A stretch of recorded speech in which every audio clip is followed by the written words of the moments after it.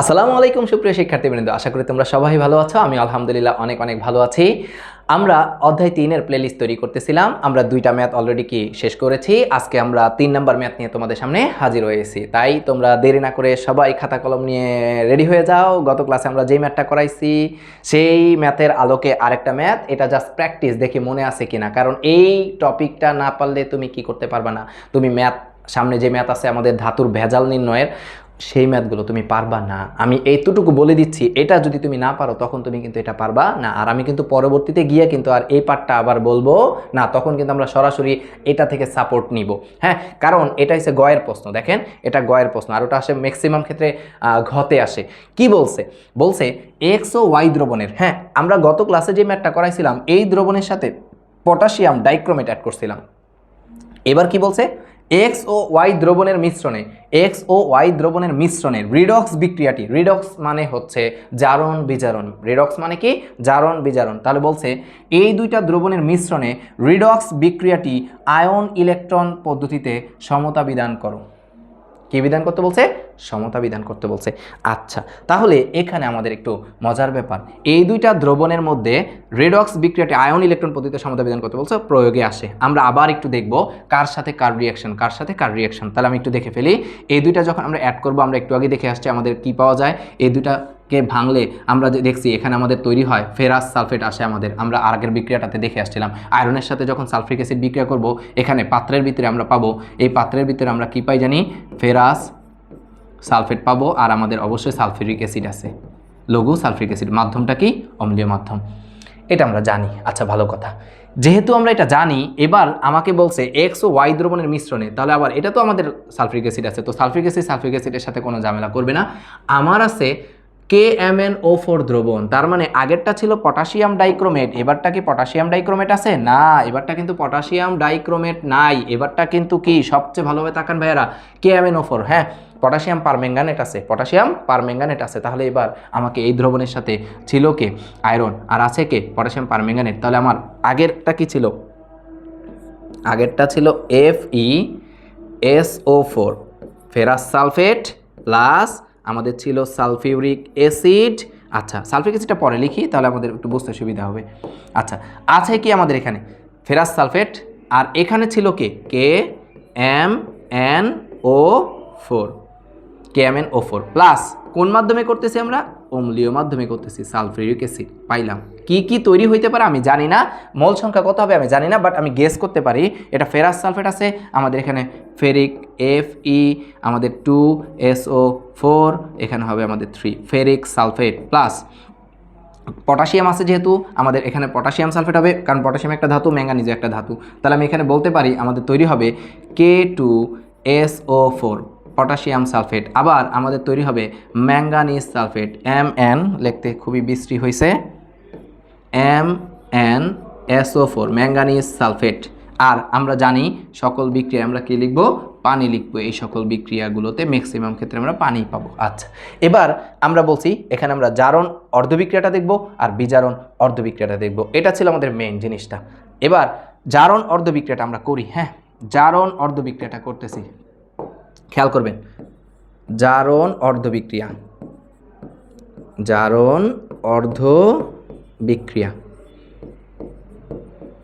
খেয়াল করি আমরা। জারণ অর্ধবিক্রিয়াটা হচ্ছে আমাদের, আমি দেখতে পাচ্ছি যে এখানে আয়রন ফেরাস, তার মানে Fe2+ ফেরাস একটা ইলেকট্রন ছেড়ে দিয়ে হয়ে যাবে Fe3+ ফেরিকে। তো ছেড়ে দিছে যে মাইনাস, এই পাশে এসে আমরা বলছি প্লাস দিয়ে লিখতে। এটা কয় নাম্বার? 1 নাম্বার। এটাতে আর বেশি সময় ইউজ করব না, যেহেতু আমরা আগে করাইছি। আচ্ছা, এবার আমরা বিজারণ অর্ধবিক্রিয়াতে যাচ্ছি। বিজারণ অর্ধবিক্রিয়া। আচ্ছা, ভালো কথা। এবার বিজারণ অর্ধবিক্রিয়াতে, বিজারণে আছে পটাশিয়াম বাদ দিলে পারম্যাঙ্গানেট, হ্যাঁ ম্যাঙ্গানেট। ওকে, তাহলে আমরা এই আয়নটাকে এখানে লিখি MnO4, এখানে মাইনাস, কারণ পটাশিয়ামের সাথে 1 দিয়ে আছে যেহেতু। আচ্ছা, MnO4 মাইনাস, আমরা জানি এটার পরিবর্তিত রূপটা হচ্ছে, এটার পরিবর্তিত রূপটা কি আগে একটু দেখি। MnO4 মাইনাস পরিবর্তিত হয়ে তৈরি হয়ে যায় Mn2 প্লাস। ওকে, এই পরিবর্তিত রূপটা কিন্তু জানা লাগবে, না হলে কিন্তু এই সকল ম্যাথ করতে পারবেন না।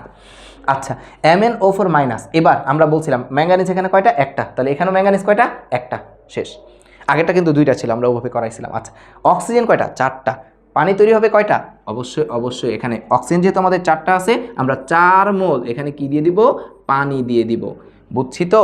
আচ্ছা, এবার এখানে দেখব পানি দেওয়ার পর এখানে হাইড্রোজেন কয়টা হয়েছে? 4 দুগুণা কয়টা? 8টা হাইড্রোজেন হয়েছে। তার মানে আমি এখানে 4 দুগুণা 8টা, আমি এখানে 8H প্লাস দিব।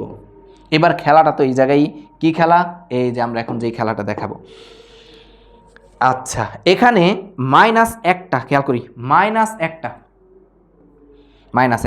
আর প্লাস আছে কয়টা? 8টা। আচ্ছা, মাইনাস একটা প্লাস 8টা মিলে ঝিলে আমি দেখতে পাচ্ছি এখানে আছে +7। এটা কিন্তু আমি রাফ বোঝানোর জন্য লিখতেছি। আচ্ছা, বুঝা কি গেছে? 7টা আছে, তাই না? 7 প্লাস, কিন্তু এখানে আছে কত? এখানে আছে আমাদের 2 প্লাস। তো সমান চিহ্নের এই পাশে আছে 7 প্লাস, এই পাশে আছে 2 প্লাস। তাহলে দুইটাকে যদি ব্যালেন্স করতে চাই, ইলেকট্রন নিয়ে খেলাধুলা করতে হবে, তাই না? দুইটাকে যদি ব্যালেন্স করতে চাই, তাই আমি এই জায়গাটায় অবশ্যই আমি যদি প্লাস 2টা রাখতে চাই, তাহলে প্লাস 2টা রাখলে প্লাস 5টা আছে আরও, তাহলে প্লাস 5টাকে গায়েব করতে চাইলে 5টা আমার এখানে ইলেকট্রনকে টান দিয়ে ধরে নিয়ে আসতে হবে। নিয়ে আসলাম। আচ্ছা, ভালো কথা। 5টা, এটা কয় নাম্বার সমীকরণ? এটা হচ্ছে আমাদের 2 নাম্বার সমীকরণ। এটা আমাদের 2 নাম্বার সমীকরণ।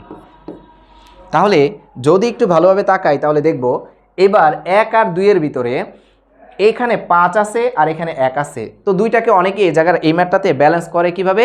দুইটাকে ব্যালেন্স করে যে এটাকে 5 দিয়ে গুণ করলে তো ব্যালেন্স হয়ে যাওয়ার কথা, অনেকে করে ফেলে, কিন্তু একটা বিপদে পড়বে সামনে। হ্যাঁ, সেটা কি আমি একটু পর বলতেছি।